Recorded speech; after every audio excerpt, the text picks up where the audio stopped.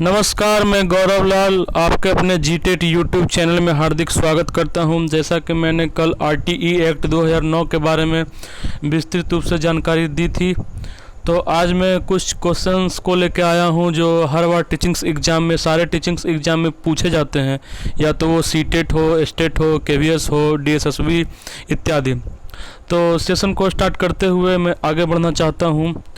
तो पहला क्वेश्चन देखते हैं क्या है। पहला क्वेश्चन है, बच्चों के लिए निःशुल्क एवं अनिवार्य शिक्षा का अधिकार अधिनियम 2009 के लिए लागू है।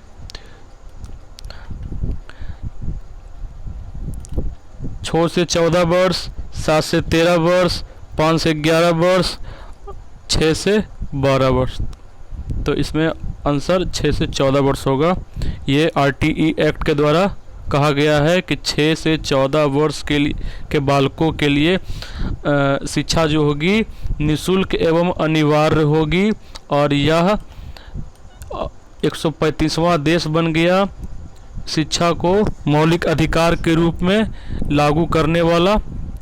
18 वर्ष निःशुल्क किनके लिए है? जो अधिगम अक्षम बालक हैं उनके लिए 18 वर्ष है। नॉर्मल बच्चों के लिए 6 से 14 वर्ष निःशुल्क है और अनिवार्य भी। तो अगला क्वेश्चन देखते हैं। अगला क्वेश्चन है, शिक्षा का अधिकार अधिनियम 2009 में निर्दिष्ट किया गया है कि कक्षा 1 से 5 तक प्रवेश दिए गए विद्यार्थियों की 100 से अधिक है तो विद्यार्थी आवश्यक अध्यापक अनुपात कितना होगा? तो इसमें होगा, पहला ऑप्शन है 30, दूसरा ऑप्शन है 40, तीसरा ऑप्शन है 45, चौथा ऑप्शन है 50। तो इसका सही ऑप्शन है शिक्षक और छात्र अनुपात, तो 40 इसका सही आंसर है।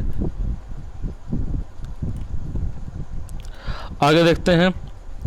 शिक्षा का अधिकार अधिनियम 2009 में एक अध्यापक के लिए न्यूनतम कार्य घंटे प्रति सप्ताह निर्धारित किए गए हैं। ध्यान दीजिएगा, यहाँ पे बोला गया है प्रति सप्ताह। तो प्रति सप्ताह अलग है, साल में अलग है, माह में अलग है। तो प्रति सप्ताह पहला ऑप्शन है 40 घंटे, दूसरा ऑप्शन है 45 घंटे, तीसरा ऑप्शन है 50 घंटे, चौथा ऑप्शन है 55 घंटे। तो इसका सही आंसर होगा 45 घंटे। एक सप्ताह में एक शिक्षक को 45 घंटे काम करना अनिवार्य है। आगे देखते हैं। चौथा नंबर क्वेश्चन है, शिक्षा का अधिकार अधिनियम राइट टू एजुकेशन एक्ट 2009 में एक अध्यापक को निम्नलिखित में से किस दायित्व को पूरा करना होगा? पहला है, विद्यालय में नियमित रूप से समय पर उपस्थित होना होगा। ये तो सही बात है, तो हर शिक्षक को होना पड़ेगा। आगे बोलता है, पाठ्यक्रम का संचालन पूरा करना होगा। अगर आप शिक्षक हैं तो आपको तो पाठ्यक्रम का संचालन एकदम अवश्य पूरा करना होगा।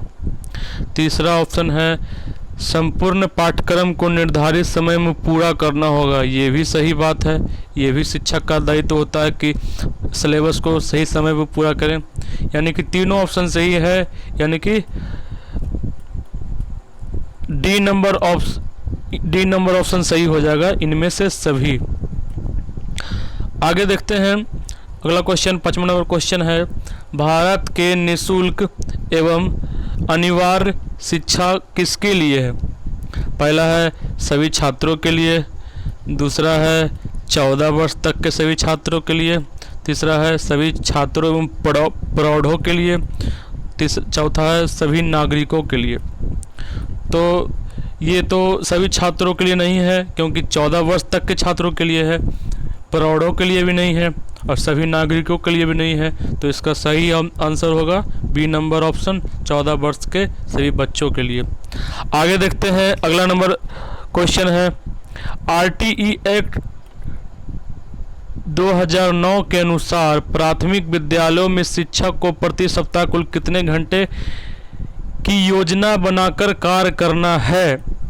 तो ये क्वेश्चन बार बार पूछा जाता है, घुमा फिरा के पूछा जाता है, तो इसका आंसर बी नंबर सही होगा। 45 घंटा ये अभी मैंने डिस्कस किया था।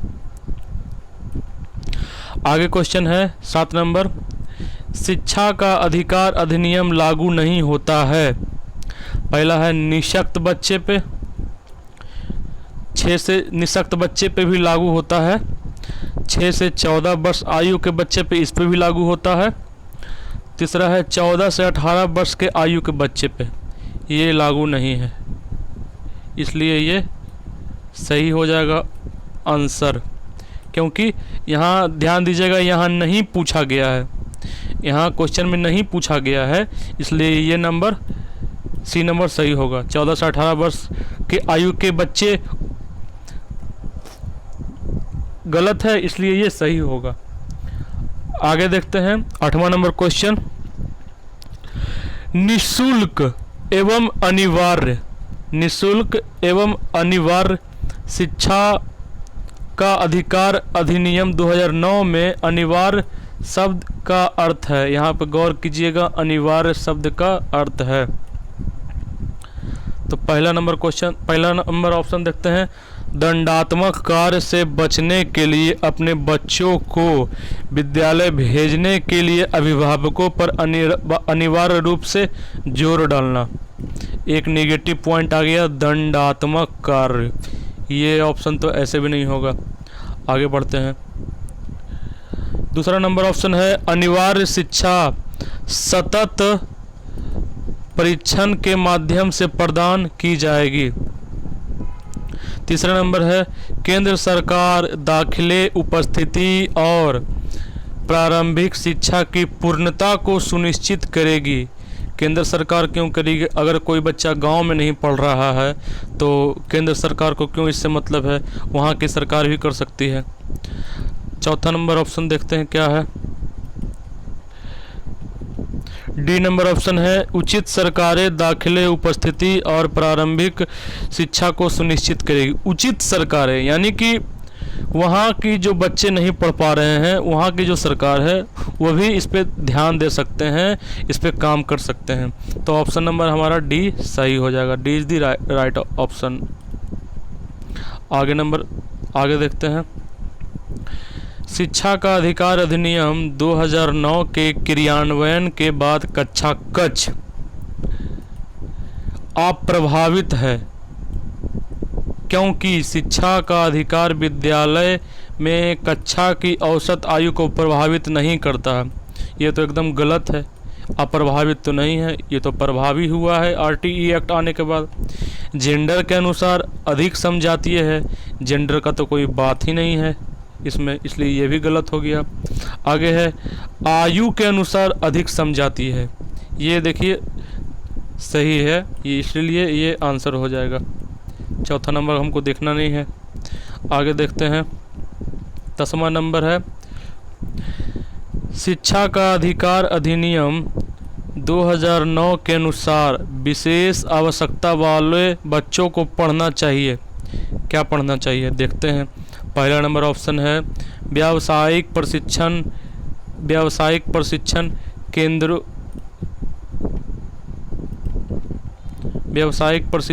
केंद्रों में जो उन्हें जीवन कौशलों के लिए तैयार करेंगे।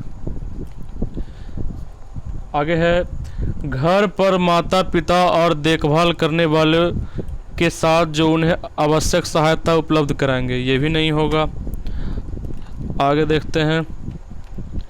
खास तौर पर उन्हीं के बनाए गए विशेष विद्यालयों में, ये भी नहीं होगा।